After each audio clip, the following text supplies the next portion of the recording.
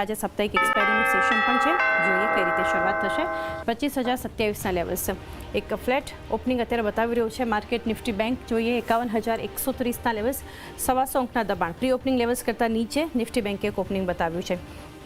Sensex જોઈએ તો 81,860ની આસપાસ જોઈ રહ્યા છે, ત્યાં પણ એક થોડી ઘણી વેચવાલી સાથેની શરૂઆત જોઈ રહ્યા છે। પરંતુ મિડ કેપ અને સ્મોલ કેપ સ્મોલ કેપ જોઈએ તો પ્રી ઓપનિંગ લેવલ કરતાં થોડા નીચે, પરંતુ અત્યારે મજબૂત છે। 59,100ના લેવલ્સ, 60 અંકની મજબૂતી સાથે સ્મોલ કેપ ઇન્ડેક્સ 19,340ની આસપાસ જોઈ રહ્યા છે, ફ્લેટ પરંતુ એક પોઝિટિવ। સ્ટોક સ્પેસિફિક એક્શન અત્યારે તો પોઝિટિવ છે, જ્યાં 1266 કાઉન્ટર્સ વધી રહ્યા છે એનએસસી પર ઓપનિંગની સાથે। તો અત્યારે શરૂઆતમાં 346 કાઉન્ટર્સમાં ઘટાડો આપણને દેખાડી રહ્યો છે। એની સાથે જોઈએ સેક્ટર્સ કઈ રીતે આપણને રિએક્ટ કરતા દેખાડી રહ્યા છે।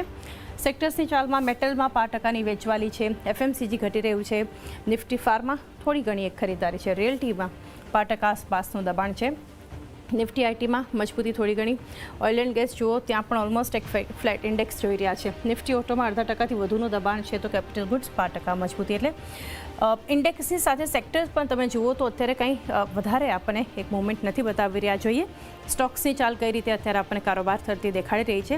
ગેઇનિંગ કાઉન્ટર્સ, લૂઝર્સ કાઉન્ટર્સ જોઈએ નિફ્ટી માટેના તો બજાજ ઓટો 0.5% ઉપર છે, એશિયન પેઇન્ટ્સ સૌથી વધારે નિફ્ટી ગેઇનિંગ કાઉન્ટર 2%ની મજબૂતી સાથે, HUL, Tech Mahindra, SBI life, NTPC ખરીદદારી બતાવી રહ્યા છે। સામે પ્રાઇવેટ બેંક સામે જુઓ Kotak Mahindra bank, Axis bank, ત્યાં એક દબાણ આપણને બતાવી રહ્યું છે। એની સાથે અન્ય કાઉન્ટર છે એચડીએફસી લાઈફ, ગઈકાલે પણ ઘટાડો, આજે પણ જોઈ રહ્યા છીએ ત્યાં એક વેચવાલી, JSW steel, ITC, Divi's lab, Adani enterprises, Eicher મોટર્સમાં એક વેચવાલી, એલટીઆઈ માઇન્ટ્રી નીચે છે, ઓએનજીસી સૌથી વધારે અત્યારે નિફ્ટીના ઘટનાર કાઉન્ટર્સમાં છે, 2.5%નું દબાણ છે।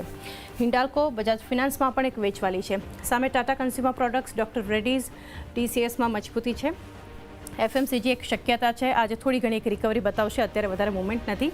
એલએનટી, ટાઇટન અને અલ્ટ્રાટેક સિમેન્ટમાં પણ વેચવાલી છે, એસબીઆઈ, એમએનએમ, ટાટા મોટર્સ જુઓ લગભગ 2.5-3%નો ઘટાડો જોઈ રહ્યા છે। ટાટા સ્ટીલ, રિલાયન્સ, ઇન્ફોસિસમાં એક મજબૂતી છે, તો સામે HDFC bank, Cipla, IndusInd bank, Britannia, hero મોટોકોર્પમાં એક વેચવાલી જોઈ રહ્યા છે। તો ઓવરઓલ અત્યારે જોઈએ તો સૌથી વધારે ઘટનારા કાઉન્ટર્સમાં આપણે જોઈ રહ્યા છીએ, અહીંયાથી જે કાઉન્ટર દબાણ બતાવી રહ્યા છે, ઓએનજીસી 2.5%થી વધુ નીચે છે, અન્ય કાઉન્ટર ટાટા મોટર્સ, બંને કાઉન્ટર્સ સૌથી વધારે નિફ્ટીમાં ઘટી રહ્યા છે, તો સામે એશિયન પેઇન્ટ્સ નિફ્ટી ગેઇનિંગ કાઉન્ટર છે। બીપીસીએલ પણ જુઓ 2% મજબૂત છે, ભારતીય એરટેલ ત્યાં પણ એક ખરીદદારી છે। અમિત, વ્યૂ લઈએ ઓપનિંગ માટે, જે લેવલ્સ પર એક શરૂઆત આપણે જોઈ રહ્યા છીએ અત્યારે 25,026ની આસપાસ, ઓલમોસ્ટ ફ્લેટ, નિફ્ટીમાં બહુ મર્યાદિત રેન્જની શરૂઆત છે। Nifty bank pre opening levels કરતાં થોડી નીચે શરૂઆત અત્યારે 51,120ની આસપાસ જોઈ રહ્યા છે। ઓપનિંગ બીટ સેટલ થઈ રહ્યા છે, પરંતુ આ શરૂઆત તમે કઈ રીતે જોઈ રહ્યા છો માર્કેટ માટે?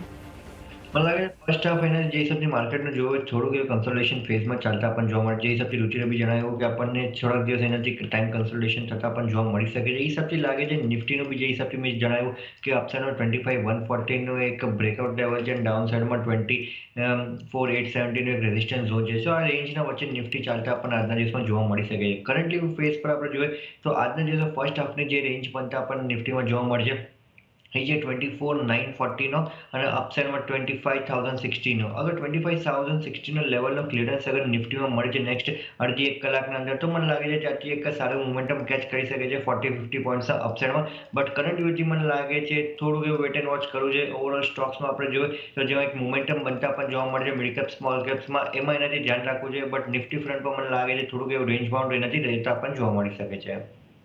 Range bound